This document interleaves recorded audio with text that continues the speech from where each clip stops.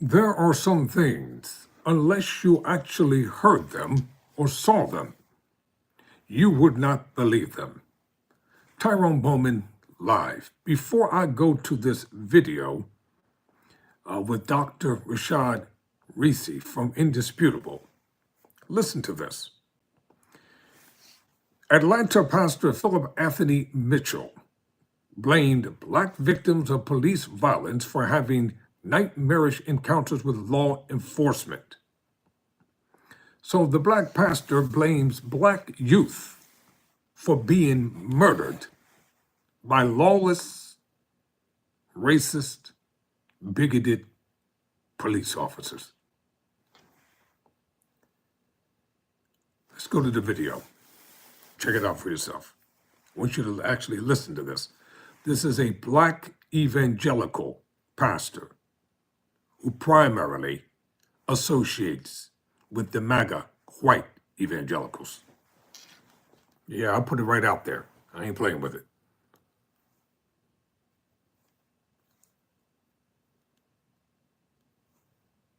A black pastor blames black people for being killed by the police. Here it is.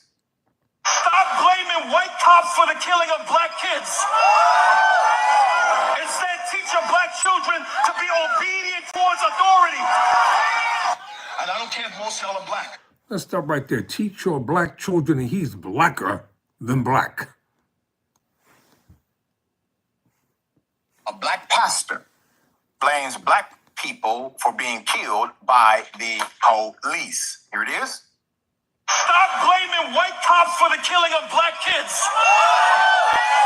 Instead, teach your black children to be obedient towards authority. And I don't care if most of y'all are black. You need to teach your children to obey authority. We need to teach our sons and daughters to obey authority. We need to teach our children to not fight against authority, not fight against cops, not rebel. Be model citizens.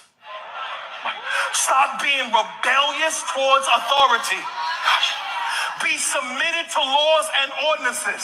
Watch, the Lord said, give back to Caesar what belongs to him. That is, be submitted to governmental authority. You know why you look at me like that? Because you don't read. And an Italian cop drove right by me, and I locked eyes with the cop, and we stared at each other, and he drove by. And in that moment, I hear the voice of my mom and my father. Son, obey authority. In that moment, with that Glock pressed to my head, I got to make a decision. Either my ego is going to be strong, God, or my submission to authority is going to be stronger than my ego. Preacher, I got some commentary and words for you. Hopefully a little bit of advice. I'm very thankful, along with many black folk, including yourself, that Rosa Parks did not listen to men like you. Because she would have had to, according to you, respect the laws and the ordinances that said black folk could not sit where they wanted to sit on the bus that they were paying for. They could not sit in a restaurant where they chose to nor own it, even though they funded it. They were being taxed for it. There's a level of accountability for law enforcement to treat you with the common decency and respect that you have as a citizen of this nation. Once again, very thankful that leaders like Dr. King did not listen to men like you, or Malcolm X, or those allies who are down with us in the community never listened to men like you. That's why your church isn't listening to men like you. Put on full mask. Pastor Philip Anthony Mitchell implies that black kids get shot because they're not respecting authority. The pastor of one of Atlanta's fastest growing churches, that is going to stop now. The pastor of one of Atlanta's fastest growing churches, is under fire for a sermon on Sunday, urging his congregants to, quote, be submittal to government authority, end quote. Philip Anthony Mitchell, who leads the 2819 church, said that includes respecting law enforcement and telling parents to stop blaming white cops for killing black kids, all right? So Mitchell related a story from his own youth. when he was walking through the Hollis neighborhood in his native Queens. He said he came face to face with an Italian cop who Mitchell said held a Glock to his head and dared his younger self to, quote, say something.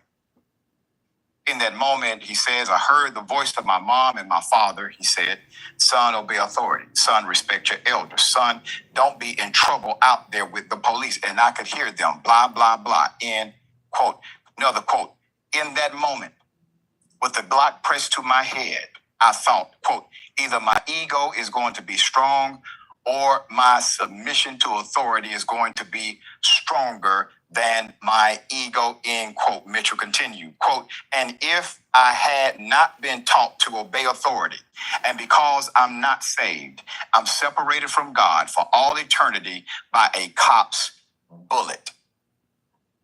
In his call, quote, to render unto Caesar the things that are Caesar's, Mitchell admonished everyone from tax cheats to able-bodied drivers who park in handicapped spaces, be model citizens, stop being rebellious toward authority. He then summarized, dear brother, first of all, I assume you read the Bible since you're a Christian preacher, and you made a comment that was interesting, that you would be forever separated from God for all eternity by a cop's bullet. But the same scripture that you read says to be absent with the body is to be present with the Lord. I'm just talking about the book you read. The other dynamic that's interesting to me is that your scripture says... Yeah, I'll get back to this in a minute. Let me stop here and say this to this pastor. See, this is that type of slave teaching mentality that black folk have been hearing forever and ever and ever. Nowhere in scripture does it say that if you are killed by a white racist cop because of racism, that you will be separated from Christ throughout eternity. Reverend, that is an outright lie, and you know it. And the Bible doesn't teach us that if you obey authority in this earth, that you're going to go to heaven. Where do you think all these white racist cops who murdered thousands upon thousands upon thousands of black people for no reason at all, where do you think they're at? Yeah, I dare you to answer that, Pastor.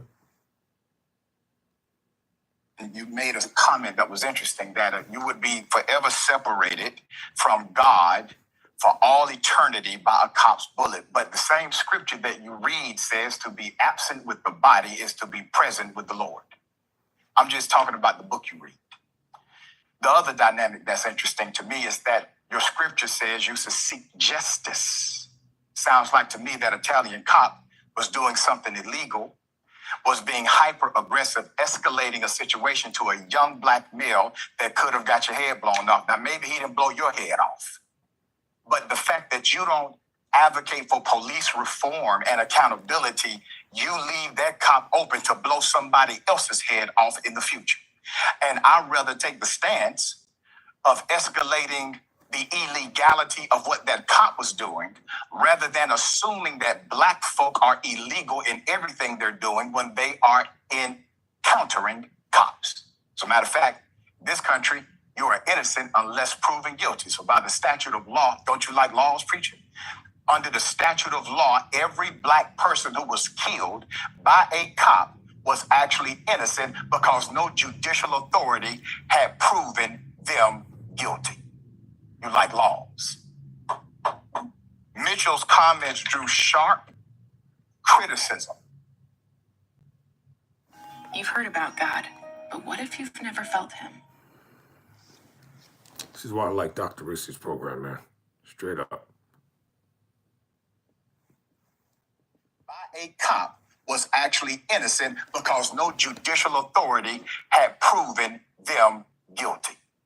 You like laws. Mitchell's comments drew sharp criticism on social media. Quote, it's people like him who kept us enslaved for so long, wrote one Instagram commenter. Ahmaud Arbery, what did he do wrong? added another, referring to the black Georgia man shot and killed in February 2020 by vigilantes as he jogged through a mostly white neighborhood. They then attempted to cover up their crime. Indeed, being law-abiding citizens and or complying with police did not save them. Respectability politics will not save you.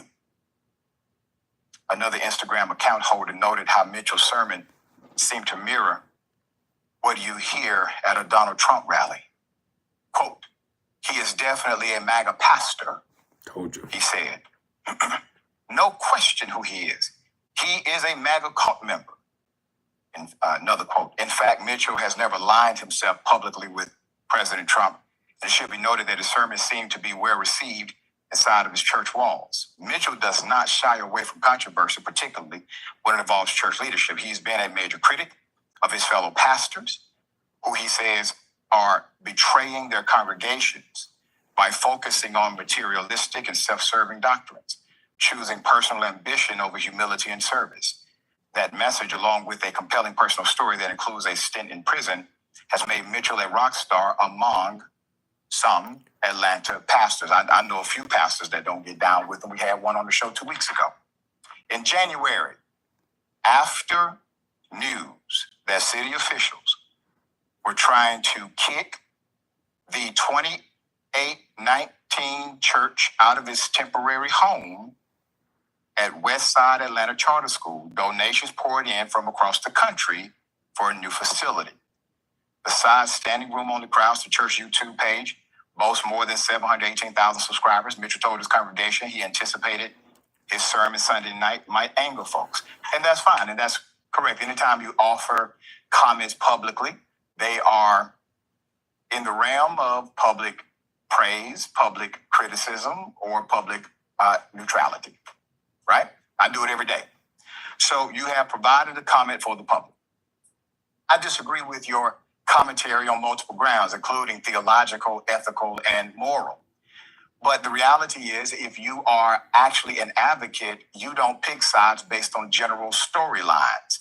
The storyline is not black people are to be blamed for being shot by white cops. That is not the storyline. That is not what happened. That's not the nuance of it. If you believe that the men of color that we've referenced on this show, that have been referenced in national and international commentary, if you believe they deserve to die, understand what scripture says about grace. For the wages of sin is death. I'm back to your book again, preacher. Have you sinned, preacher? Have you ever sinned? That means that you, sir, are worthy of death. But since you have not died because of your sin, I would assume you have an appreciation for grace, for love, and for true advocacy. I invite you on the bullpen to come and talk to me anytime. Invitation will get him remain on open there. for the remainder of the year. Yes. Share your thoughts. Well, he's going to be annihilated. He's not going to show up. That's my prediction, but I hope he does, Doc. My thoughts are that I see too much of this self-hatred. Yeah. He doesn't like himself and he doesn't like black people. And it's really sick, okay? It is really sick. I know somebody like this. Actually, you do too. I always refer to him as my black Republican friend. Yeah, right. And anything that goes down, it's the black person's fault. And I don't know whether he, says he loves black people. I'll take him at his word. But everything is our fault. It doesn't take into account anything that's gone down and still happening. It's just we must be born bad and immoral. And that's his indoctrination, it seems, coming out. I really hope he evolves and matures his position as it relates to advocacy, because he's preaching every Sunday, likely preaching across the country, and people need to know the truth. And they also need to be encouraged and empowered to their best selves and not talked down as if they are the worst. I used to think that spring cleaning was just... There you have it. Another self-loathing, hating black preacher. Hates himself, so he hates his people. And deep down the inside, he probably resents the fact that he is a black man. And this is what I have found out to be true. All these individuals who are always advocating for black submissiveness and black cooperation, and if you just do what you're told, these are the same people. If Dr. King were alive today, he would be on the opposite side, trying to destroy us. Never surrender, never quit.